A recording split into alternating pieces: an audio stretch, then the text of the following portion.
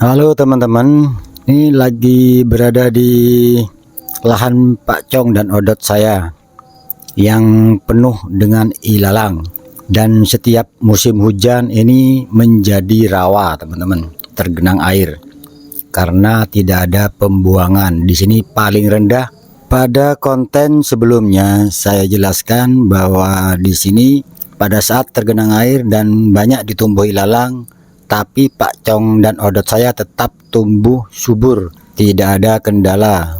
Meskipun kapasitasnya tidak maksimal teman-teman, karena ada sebagian yang mati tergenang air.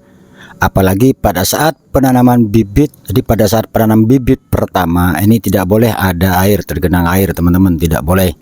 Ini harus pada saat musim kemarau baru kita bisa tanam, atau di saat jarang hujan, seminggu tidak hujan baru kita bisa tanam bibit baru. Sebetulnya nih di lahan saya ini ada sanitasi pembuangan air teman-teman. Ini alurnya dari perkampungan menuju ke lahan ini teman-teman, di samping lahan. Tapi sanitasi ini belum cukup rendah untuk kita buat sebagai aliran teman-teman. Ini lahan saya paling rendah, masih lebih rendah dari selokan sanitasi ini teman-teman. Tapi alhamdulillah masih lumayan ketimbang dulunya sebelum ada sanitasi ini. Ini lahan saya masih tergenang sekitar 40 cm. Jadi otomatis full tidak bisa kita tanami rumput. Setelah ada sanitasi ini menuju ke sungai teman-teman. Jadi akhirnya aman. Hanya tergenang seperti ini sekitar 10 cm. Jadi masih aman untuk kita tanam pacong teman-teman. Nah, untuk kali ini saya akan jelaskan bagaimana cara merawat rumput pacong kita di lahan yang tergenang air seperti ini dan penuh dengan ilalang. Nah, sekarang rumput pacong ini sudah berusia sekitar 25 hari. Jadi kita semai ilalangnya terlebih dahulu teman-teman. Ini sudah penyemaian kedua untuk ilalangnya. Jadi kita arit seperti ini sampai bersih total teman-teman.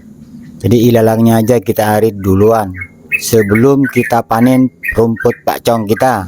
Dan untuk yang ini, yang sebelah ini teman-teman, ini kan pacong yang memang sudah siap panen. Jadi ketika kita panen pacong, ini harus juga kita panen beserta ilalangnya, kita semai seperti ini. Dan ilalangnya bisa kita jadikan mulsa agar bisa menutup pertumbuhan ilalang, atau kita bisa bawa untuk kita buat campuran, kita chopper, kita bikin silase bersama dengan pacong atau campuran yang lainnya teman-teman.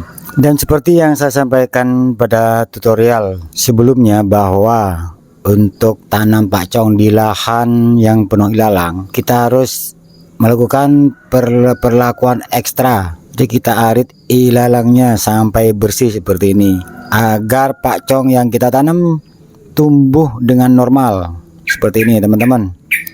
Setelah bersih seperti ini baru kita lakukan pemupukan kedua. Kemudian untuk yang ini saya arit ilalangnya dan saya jadikan mulsa, saya tumpuk seperti ini teman-teman, agar jadi mulsa. Jadi menutupi ilalang yang kita arit. Jadi untuk menghambat pertumbuhan ilalang berikutnya. Dan ini berhasil teman-teman. Ketika kita sudah jadikan mulsa seperti ini, maka ilalang tidak tumbuh lama teman-teman. Dan juga untuk gulma-gulma yang lain selain ilalang teman-teman, jadi jangan kita buang ke tempat lainnya. Jadi kita bisa gunakan sebagai mulsa seperti ini juga, agar pertumbuhan rumput-rumput liar atau gulmanya terhambat oleh gulma yang kita buat seperti ini teman-teman, sampai akhirnya gulma menutupi dari sebagian lahan di samping-samping pacong kita. Jadi tidak ada kesempatan rumput liar untuk tumbuh kembali. Dan perlu diusahakan pula pada saat kita panen pacong kita, ini dipersiapkan bibitnya seperti ini teman-teman, untuk kita tanam ulang pacong kita yang mati. Di antara pacong-pacong yang hidup ini kita tanam baru teman-teman, agar pacong kita tetap rapat. Jadi kita harus ganti yang mati dengan bibit baru teman-teman. Di saat air sudah surut, nih di lahan saya sudah surut seperti ini teman-teman, baru kita lakukan penanaman ulang bibit baru. Di yang mati harus kita ganti segera, harus telaten teman-teman. Namun terkadang ada kendala juga nih, ketika kita tanam 3 hari yang lalu ini mulai tumbuh seperti ini, lalu hujan kerap lagi datang teman-teman, hingga banjir seperti ini, tergenang air lagi. Tapi ketika besoknya mungkin tidak hujan nih teman-teman, ini seperti ini suasana lagi mendung, hujan 2 hari teman-teman, tapi bibit saya tetap hidup seperti ini. Ketika 3 hari kita lakukan pemupukan, dan pemupukannya lebih banyak dari biasanya teman-teman. Jadi kita harus menyempatkan diri untuk tanam ulang bibit baru seperti ini teman-teman, untuk mengganti rumput kita yang mati. Dan untuk langkah berikutnya nih teman-teman, ketika saya panen pakcong saya, ini tidak keseluruhan saya panen teman-teman, jadi usahakan tidak panen full. Jadi yang muda kita biarkan seperti ini, kita sisakan yang muda-muda untuk tetap hidup, tidak kita arit teman-teman. Tujuannya agar akar yang di bawah yang tergenang air di sini teman-teman, ini tetap terasup nutrisinya, ada asupan gizi dari pakcong yang kita biarkan. Jadi ada fotosintesis, cukup sinar matahari teman-teman, jadi tidak langsung mati karena di bawah ini tergenang air dingin teman-teman.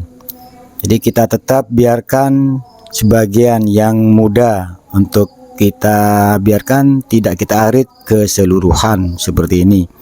Jadi memang butuh ketelatenan untuk lahan pakcong yang tergenang air seperti ini teman-teman.